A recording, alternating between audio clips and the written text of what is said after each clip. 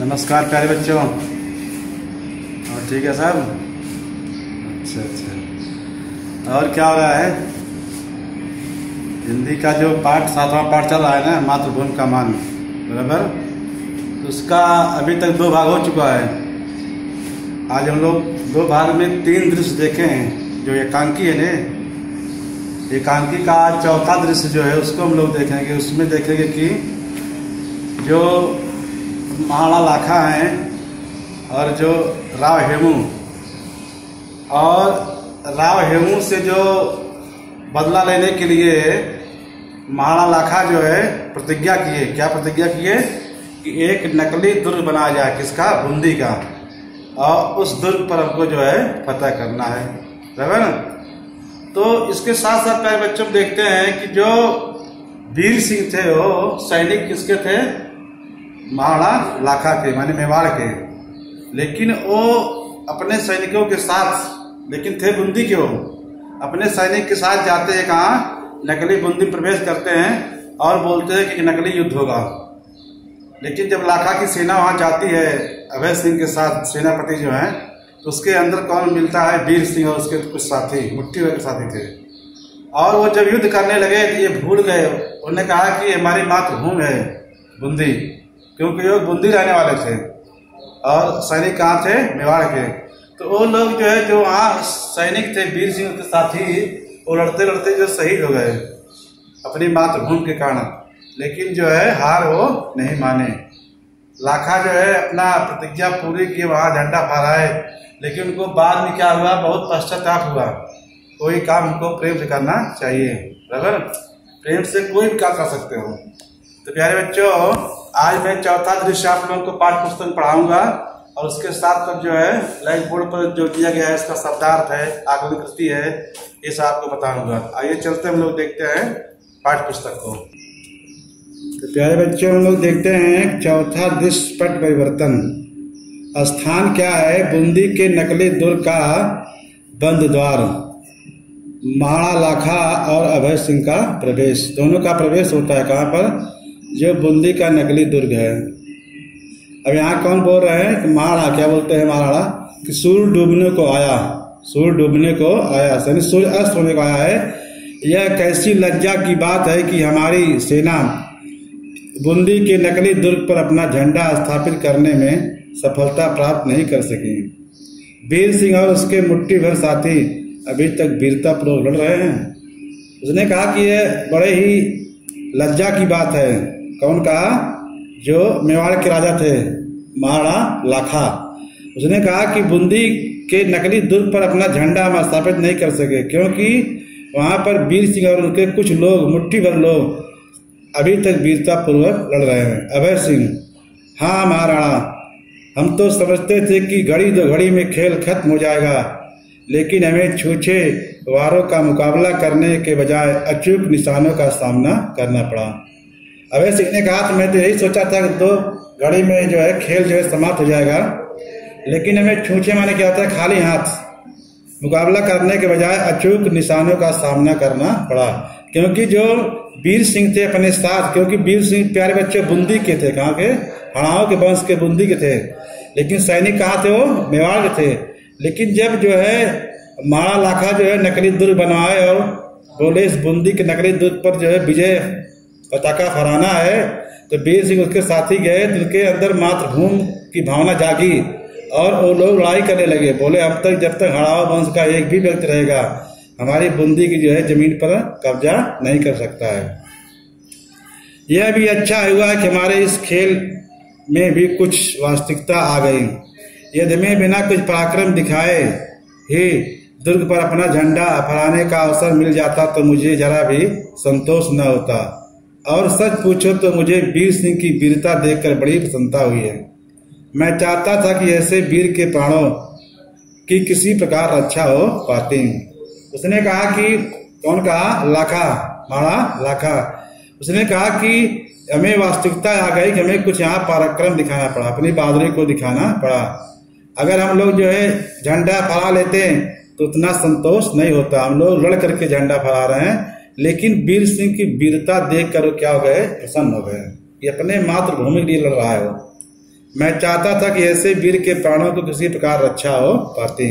अभय सिंह, कुछ क्षणों के लिए सफेद झंडा फहराकर मैंने युद्ध रोक दिया था। कौन रोका था? अभय सिंह। उसके पश्चात मैं स्वयं दुर्ग में गया। कहाँ गए? किले में। और वीर सिंह की उसके साहस के लिए प्रशंसा की। जिसका साहस था, उसका जो धीरज था, उसके लिए क्या किए? प्रशंसा किए। कौन? अभय सिंह। अभय सिंह प्यारे बच्चों सेनापति थे किसके? मेवाड़ के, महाराणा लाखा के। और वीर सिंह कौन थे? वो सैनिक थे मेवाड़ के, महाराजा लाखा के। लेकिन वो मूल निवासी कहाँ के थे? बूंदी के थे। कहाँ के? बूंदी के थे। साथ ही उससे अनुरोध किया कि तुम इस व्यर्थ प्रयास में अपने प्राण न खो। किंतु उसने उत्तर दिया कि महाराणा ने हड़ाओं को चुनौती दी है। हड़ाओं के वंश कौन थे? राव हेमू। चुनौती कौन दिया था? महाराणा लाखा। एक किसके वंश थे? सिसोदिया वंश के थे। बराबर। हम उस चुनौती का उत्तर देने को मजबूर हैं। महाराणा यदि हमारे प्राण लेना चाहते हैं तो खुशी से ले, लेकिन हम इतने कार और निष्प्राण नहीं हैं। कार माने डरपोक होता है प्यारे बच्चों। निष्प्राण माने क्या होता है? श्वास रहित। उसने कहा कि मैं इतना कार और श्वास रहित मरा नहीं हूँ। निष्प्राण माने जिसमें प्राण न हो, अर्थात मरा हुआ।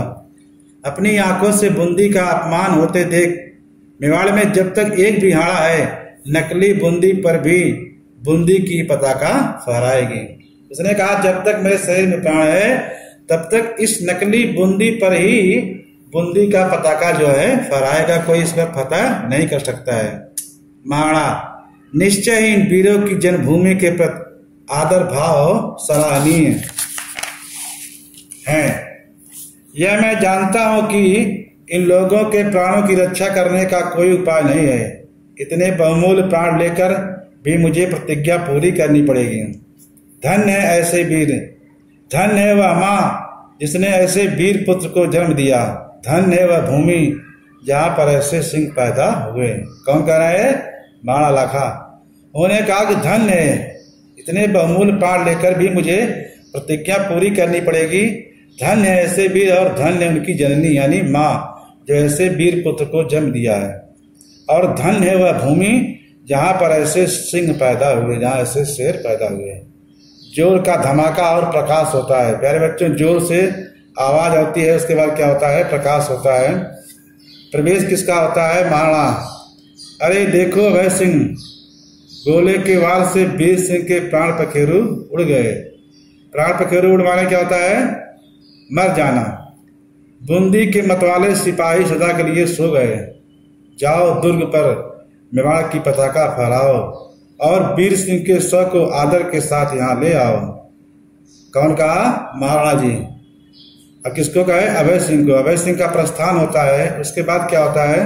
महाराणा, आज इस विजय में मेरी सबसे बड़ी पराजय हुई है। व्यर्थ के दम्भ में, व्यर्थ माने खरा, बेकार के घमंड में आज कितने निर्दोष प्राणों की बल ले ली। लाखा ने कहा कि आज जो है मेरी सबसे बड़ी पराजय हुई है। मैंने अपने अहंकार के आकर के आज कितने ही निर्दोष प्राणों को मैं क्या ले लिया? बलि ले लिया।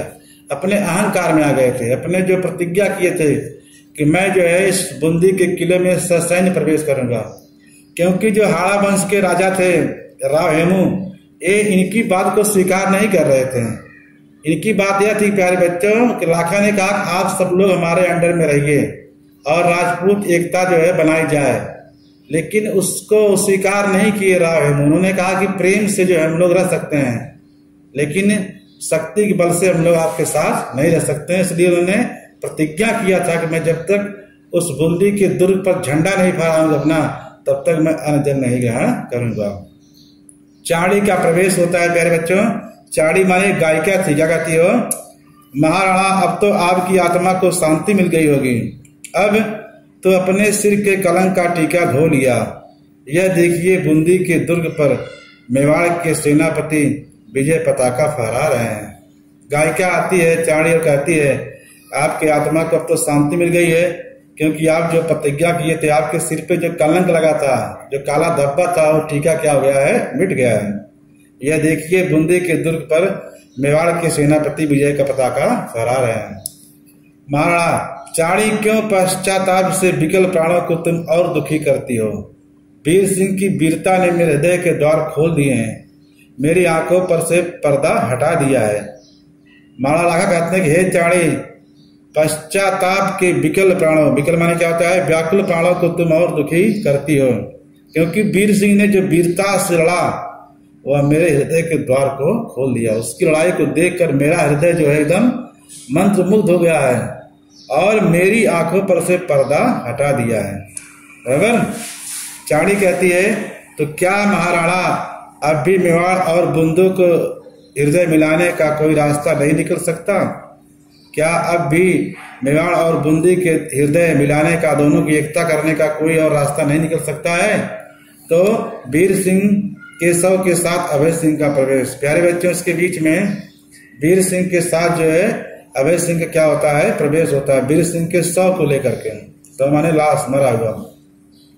महाराणा शव के पास बैठते हैं। चाणी, इस शहीद के चरणों के पास बैठकर मैं अपने अपराध के लिए क्षमा मांगता हूँ, किंतु क्या बूंदी के राव तथा हाड़ा वंश का प्रत्येक राजपूत आज की इस दुर्घटना को भूल सकेगा? शव के पास बैठ जाते हैं कौन? महाराणा लाखा, और कहते हैं कि मैं इस शहीद के चरणों के पास बैठकर मैं अपने अपराध के लिए क्षमा मांगता हूँ, क्योंकि मैंने गलत काम किया हूँ। किंतु क्या बूंदी के राव तथा हाड़ा वंश का प्रत्येक राजपूत आज जो घटना घटी है इसे कभी भूल सकेगा? नहीं भूल सकेगा। राव हेमू का प्रवेश होता है। किसका प्रवेश होता है प्यारे बच्चों? राव हेमू का। राव हेमू आते हैं। राव हेमू कौन थे? हाड़ा वंश के राजा थे। क्यों नहीं महाराणा, हम युग युग से एक हैं और एक रहेंगे।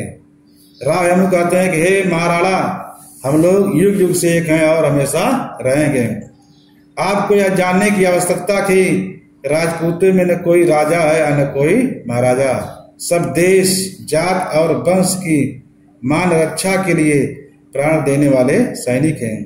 राव हेमू ने कहा कि यहाँ न कोई राजपूत है, न कोई राजा है, न कोई महाराजा है, सभी लोग अपने देश और जाति और वंश की मान रक्षा सम्मान करने के लिए प्राण देने वाले सैनिक हैं। हम सबके हृदय में एक ज्वाला जल रही है, हम कैसे एक दूसरे से पृथक हो सकते हैं? पृथक माने क्या होता है प्यारे बच्चों? अलग हो सकते हैं। वीर सिंह के बलिदान ने हमें जन्मभूमि का मान करना सिखाया है।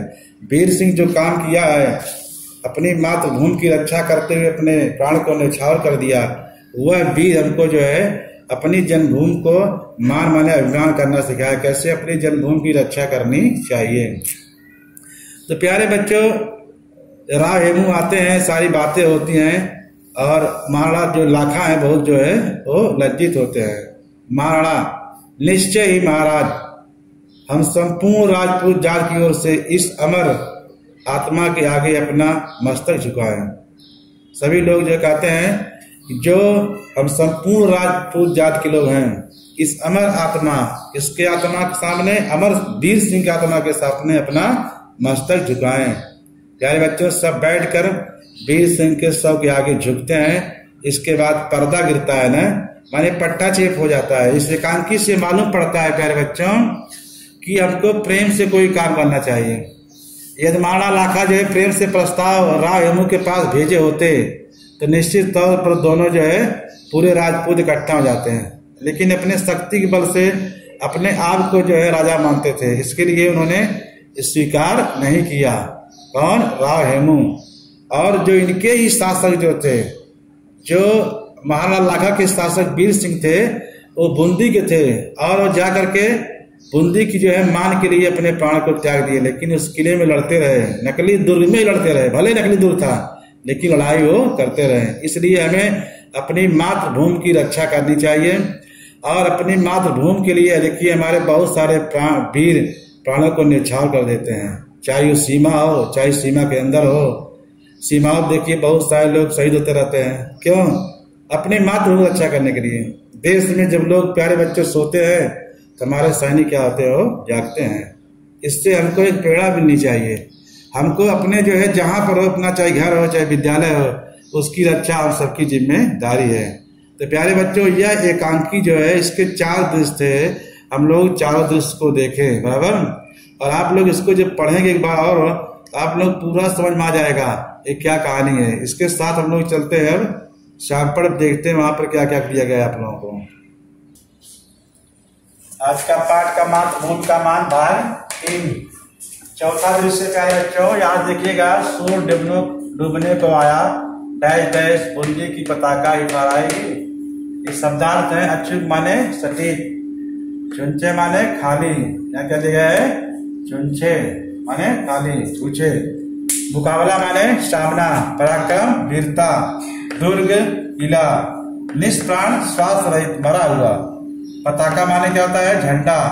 मुट्ठी भर माने बहुत कम लोग, जो 2-3 लोग थे। अनुरोध माने प्रार्थना करना। आइए हम लोग देखते हैं, आगमन तृतीय यहाँ दिया गया है, सही विकल्प चुनकर वाक्य पूर्ण कीजिए।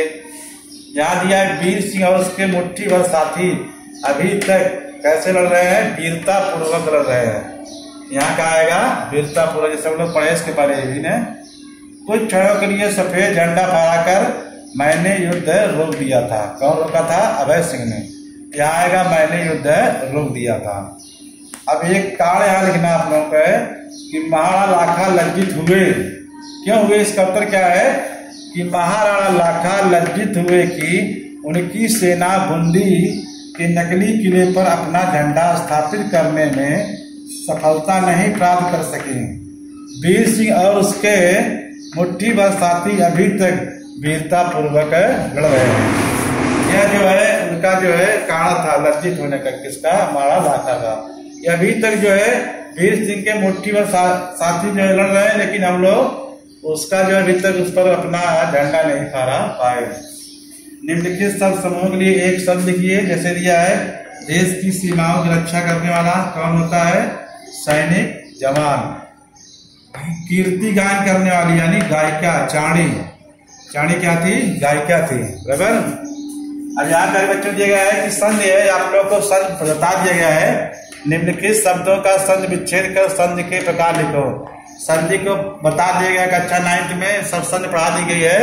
यहाँ कुछ शब्द है, उसकी संधि विच्छेद यहाँ कर दिया गया। देखिए आप लोग ध्यान से। पहला है अत्यंत, अति धन अंत, यानी स्वर संधि है। अत्यंत, अति धन अंत। प्रत्येक, प्रतिधन एक, स्वर संधि ये भी है। संपूर्ण यानी सम धन पूर्ण बराबर व्यंजन संधि। स्वाधीन, स्वधन अधीन बराबर स्वर संधि। यद्यप, यद धन अब बराबर स्वर संधि। दुर्भाग्य, दुर्धन भाग्य, ये क्या है, विसर्ग संधि है। क्या है, विसर्ग। विध्वंस, विध्वंस अंश, विध्वंस विधुधन अंश आ रहा है, यहाँ पर क्या है, स्वर संधि। संतोष, समधन तोष, यानी व्यंजन संधि। व्यवस्था, विधन अवस्था, यानी ये भी स्वर संधि है।